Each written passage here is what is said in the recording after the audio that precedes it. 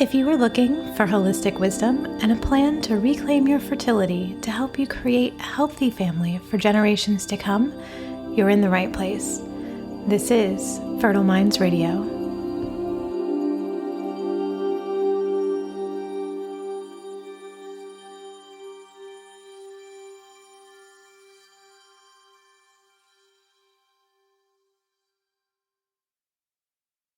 Hello, my lovelies. Welcome back to another episode.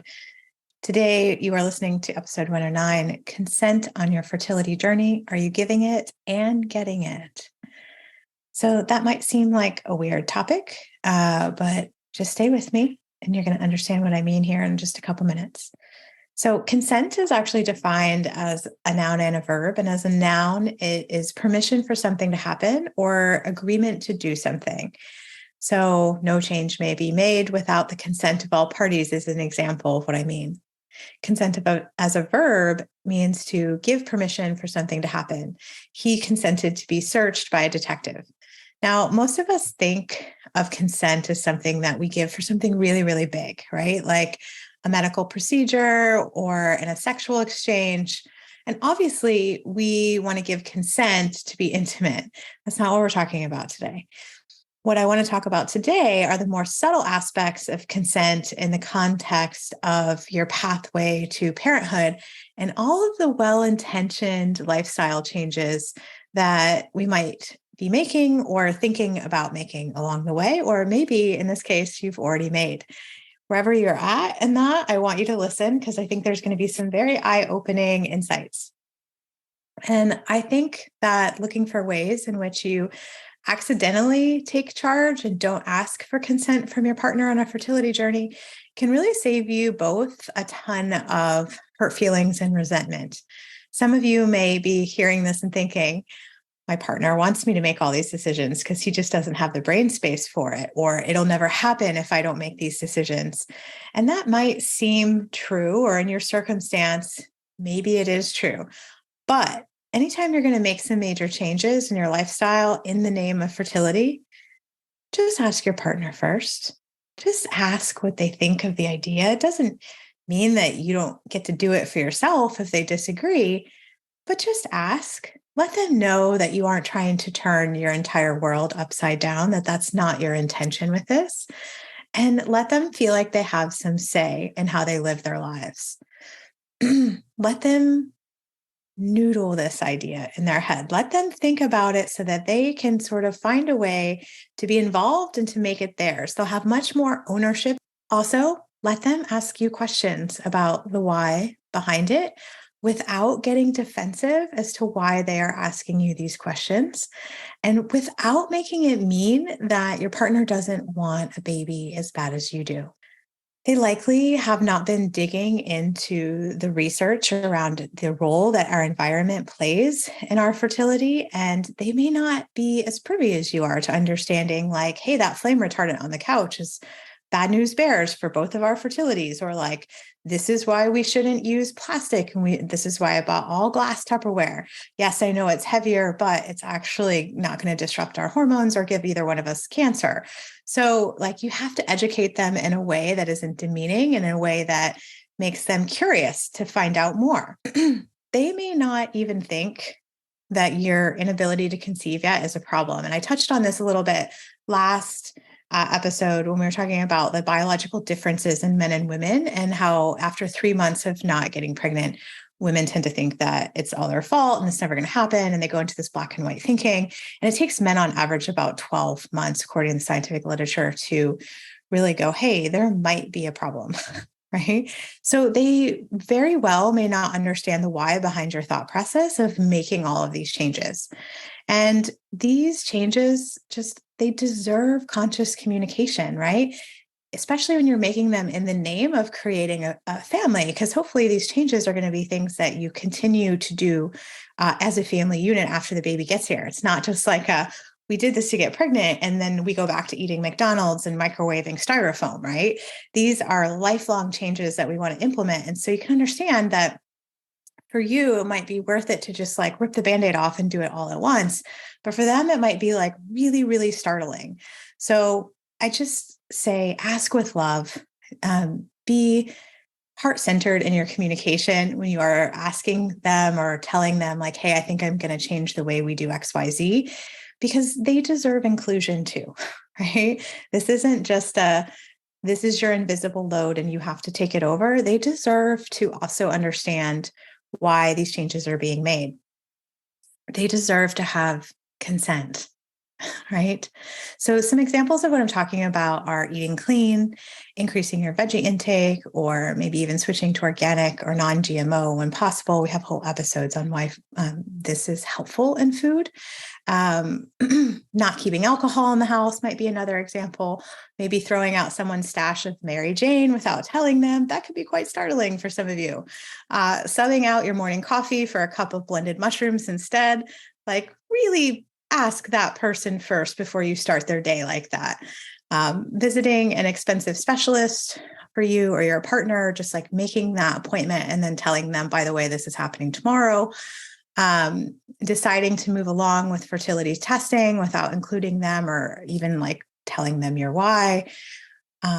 When you do have sex, making sure that it's just not relegated to your fertile window only, that's not the only time that you're coming together. So you get the idea.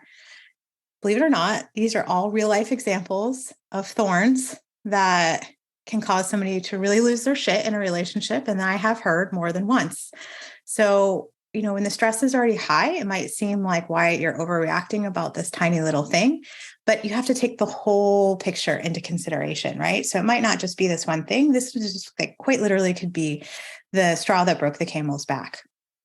Just the way that you can take your partner's actions or non-actions personally, they can also take these changes personally if they don't know that they're coming, right? So I'm not lying when I say most people would rather be asked who they voted for and how much money is in their savings than to show me a food journal for the last week of everything that they ate and drank, right? Most of us have a very, very close relationship with what we eat and when, and what our vices are, right? Like what we use to emotionally check out, whether that's alcohol or cigarettes or pot or Netflix or not exercising or exercising too much, right? We all have our way in which we cope with being human, and your partner is no different. And so, yes, I totally advocate for like cleaning up your lifestyle all the time, but not at a price to your relationship or accidentally shaming your partner, or for the sake of living life perfectly. That is not why I'm big on eating clean and not buffering with those things that I just mentioned as a way to check out from our emotions. Understand that we're all in a different place in this game of life and learning how to live our best life as humans. And I really only advocate for these changes to add richness to your life and to the length of your life and to the health of not just your next generation, but their next generation. So basically like 2 generations to come for like your entire family. These changes can absolutely have effects on your epigenetic expression. So the way that your genes express themselves, right? Because genetics are really only about 15% of our health.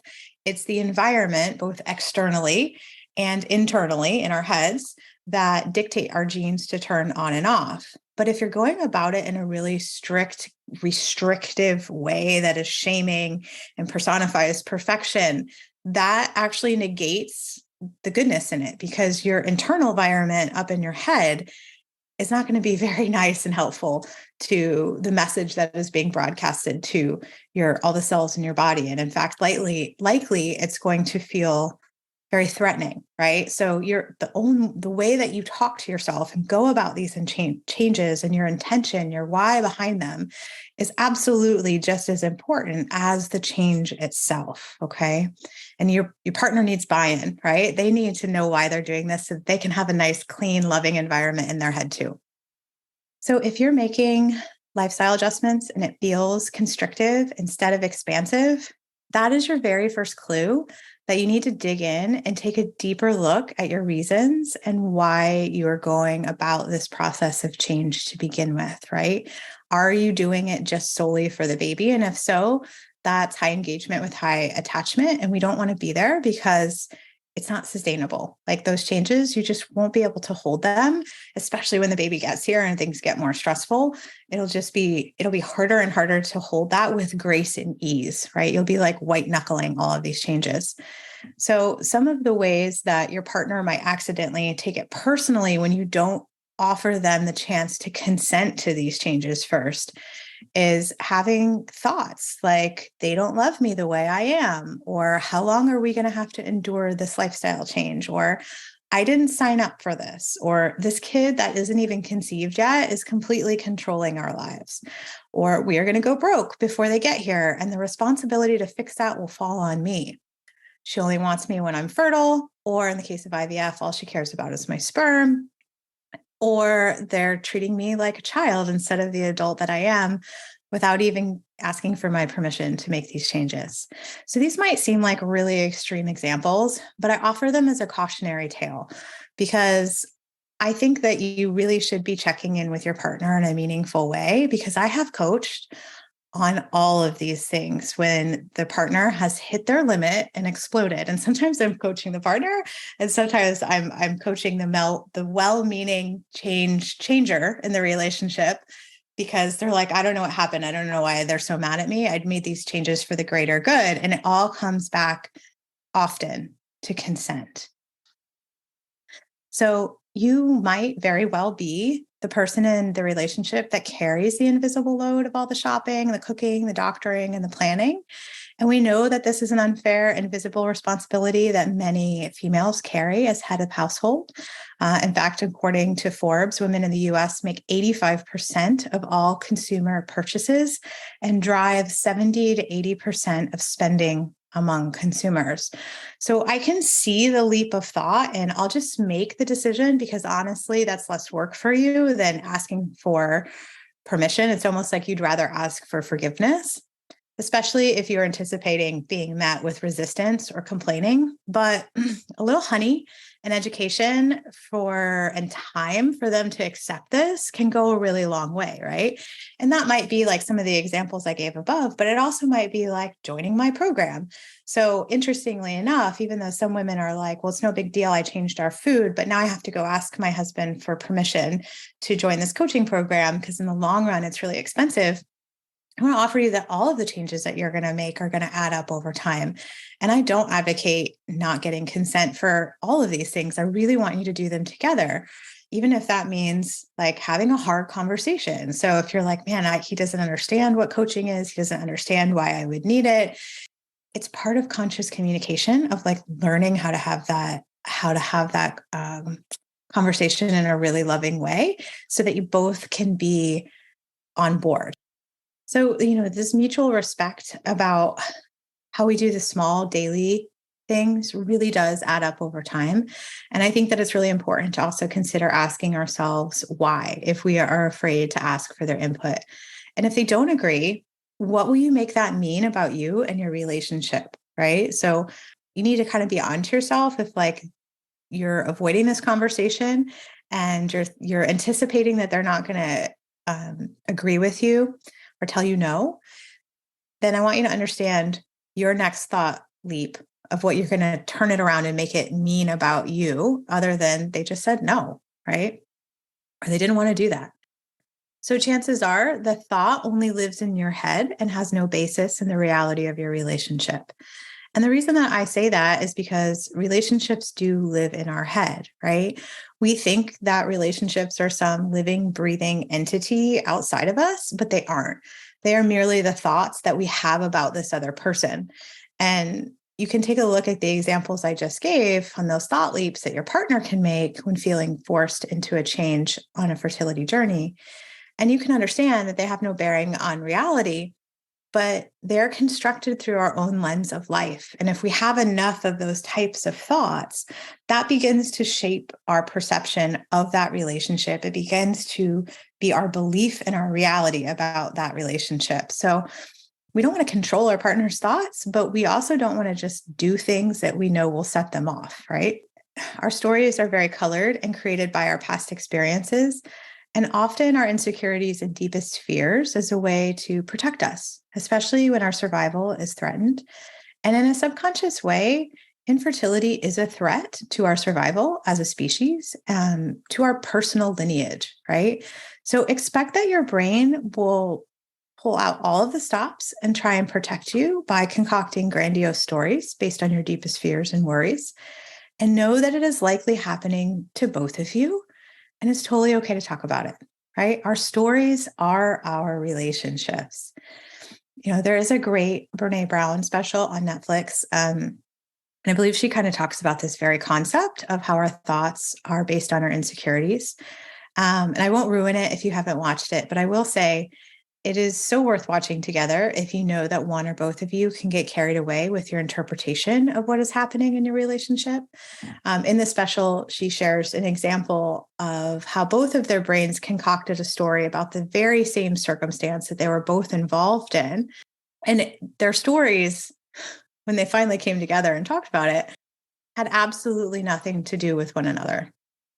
To this day, if my husband and I are not communicating great, we'll go on a walk and one of us will start and we'll say, the story that I'm telling myself is, and then we'll go into it. And immediately the other person knows, as soon as they hear the story I'm telling myself, they know, okay, I need to be present. My partner is being really vulnerable. They're trying to tell me that they are struggling and that their mind is basically like a runaway freight train right now. And I need to listen deeply. I don't need to fix it. I just need to listen deeply and not shame them for feeling the way that they're feeling. And we need to work together in a conscious way to come to the actual facts and reality of the situation instead of both of our interpretations of it. And we need to do that lovingly, right? So what that means is that you can inquire to how they got there. If it really doesn't make sense, it helps to not make the other person defensive, because we are owning that there's a certain amount of our interpretation that we know is hijacked by our brain. We're asking for clarification and for mutual understanding and respect when discussing hot button issues. We're telling them basically, with the story I'm telling myself, is I'm scared, right? Like, this seems so real in my brain, but yet I know that my brain is coloring it, right? And it's likely not the truth. So if you haven't watched it, I believe it's called The Call to Courage. I highly encourage you to make it a date night together. You will 100% have better communication if you take it to heart.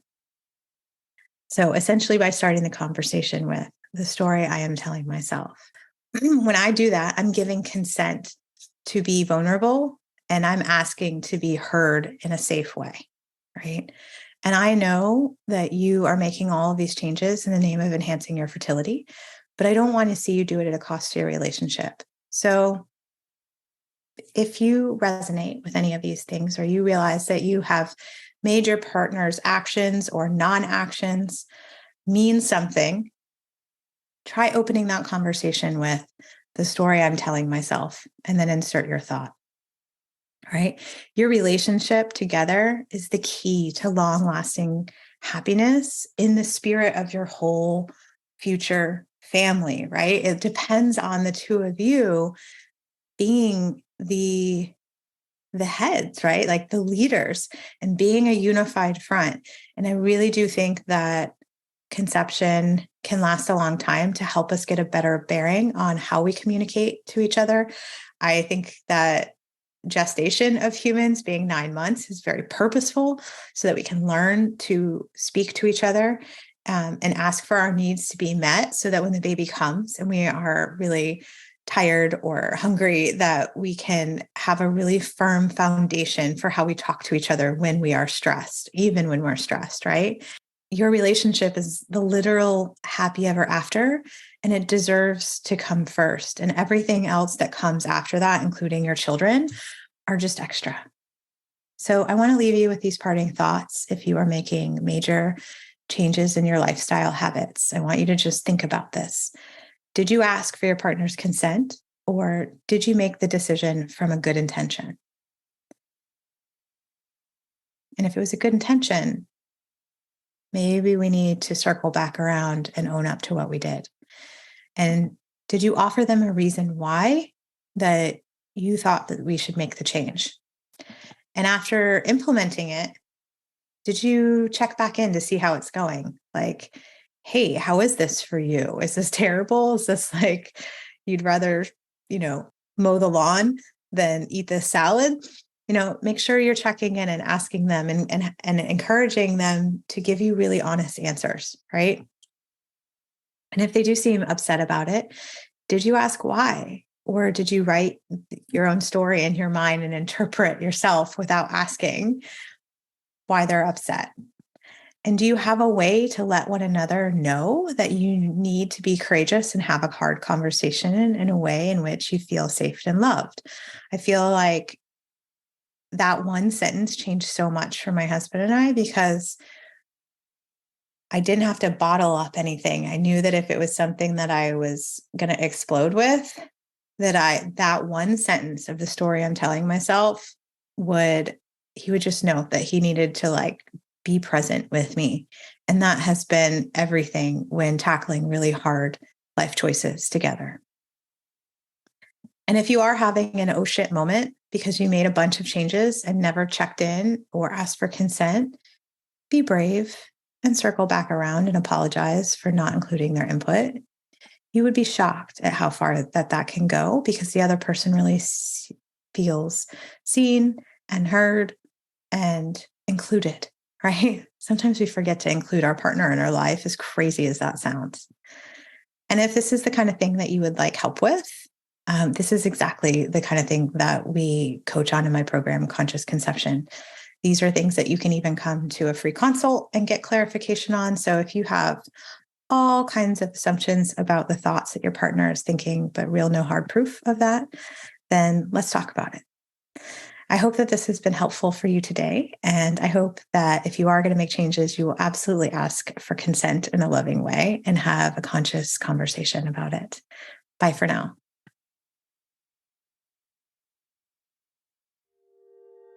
Thanks so much for listening. If you like this podcast, I would love it if you would leave a short review wherever you listen. Your stars and kind words help other women find this podcast when it's their turn to conceive. I would consider it the ultimate thank you. And you might even be chosen to hear your review read on one of our podcasts. Bye for now.